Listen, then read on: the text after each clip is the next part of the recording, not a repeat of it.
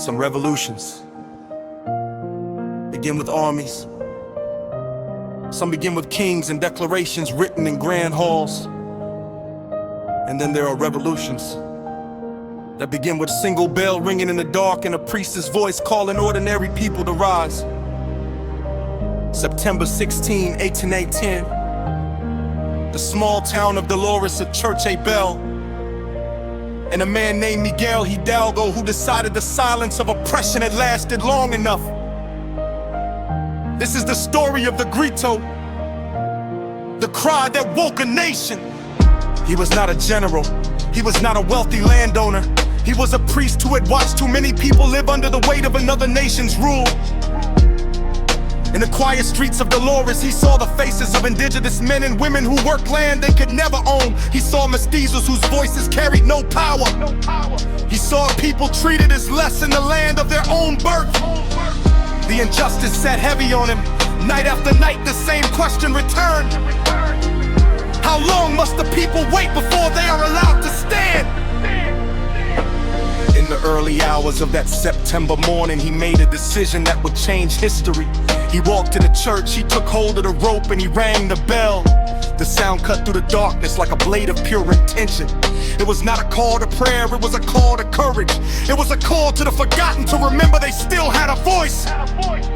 People came running, farmers, workers, mothers, young men who had never held a weapon. They gathered beneath the church and waited for the words that would set the future in motion. There are moments when one voice is enough to wake thousands. There are moments when a single cry becomes the first breath of a free nation. Grito de Dolores, the cry that woke a nation. He rang the bell and the people answered. He spoke of justice and the silence broke. He called for freedom and the sleeping country opened its eyes.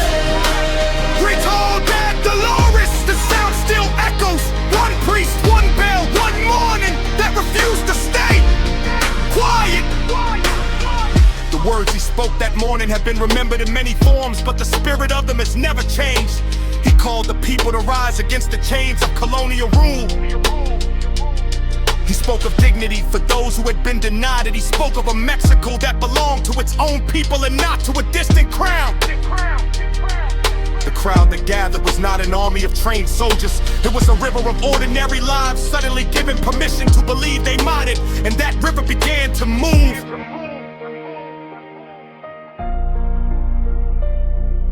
What started in Dolores grew faster than anyone expected. Villages joined towns, opened their gates. The cry traveled from mouth to mouth across the central valleys. Hidalgo's force was imperfect. It was poorly armed. It was made of people who had more hunger than training, yet it carried something no empire could easily defeat: the belief that the time for waiting had finally ended. They marched not for glory. They marched because a priest had looked them in the eye and told them they were worth more than the system that kept them small. There are moments when one voice is enough to wake thousands. There are moments when a single cry becomes the first breath of a free nation. Grito de Dolores, the cry that woke a nation. He rang the bell and the people answered. He spoke of justice and the silence broke. He called for freedom and the sleeping country opened its eyes. Grito de Dolores, the sound still echoes. One priest, one bell, one morning that refused to stay quiet. The road ahead was hard, victories came, losses came. The movement that began with the church bell would face armies, betrayal and blood. Hidalgo himself would not live to see the independence he set in motion at 1811. He was captured, he was tried, he was executed. But the cry he released could not be executed with him. The fire had already jumped from one heart to another. Other leaders would rise, other battles would be fought. The long struggle for Mexico's freedom had been given its first unforgettable spark by a priest who refused to stay silent in the face of injustice.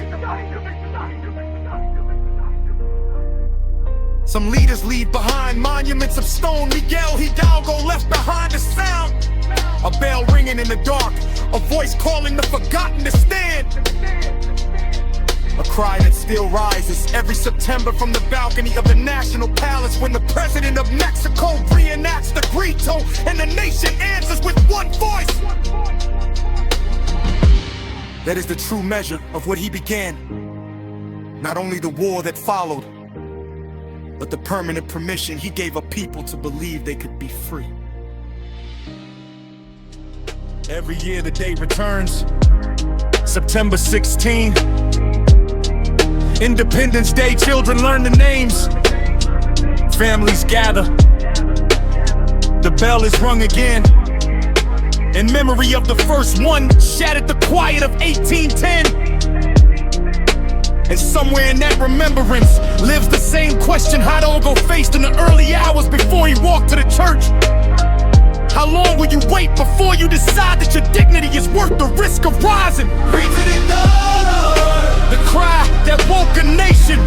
he rang the bell and the people answered. He spoke of justice and the silence broke. He called for freedom and the sleeping country opened its eyes.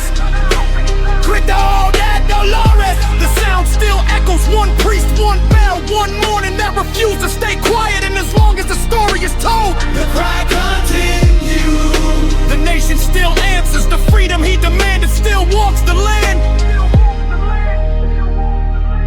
He loved to risk everything for. Miguel Hidalgo did not live to see the Mexico he imagined. No single person ever does. But he lived long enough to prove that one human being with enough moral courage can change the direction of history with nothing more than a bell and a voice that refuses to accept that injustice is permanent. He was a priest who looked at the suffering around him and decided the church bell could also be a call to freedom. That decision still rings. Every September the nation remembers. Every generation hears the echo. And somewhere in the quiet before the next cry is needed, the same question remains. Who will ring the next bell when silence becomes too heavy to bear? Rest, Father of independence. The nation you woke still speaks your name with the sound of that first morning still living in its heart.